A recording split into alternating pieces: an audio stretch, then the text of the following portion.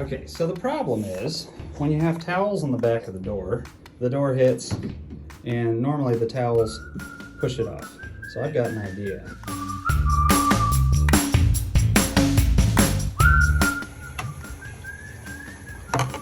Keep your hands there. Shine. Every dad should have Velcro. Cut a little square.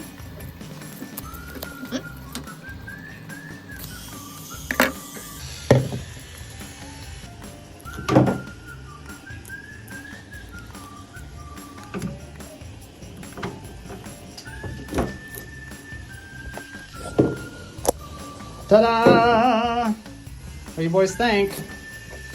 Door opens. Door stays.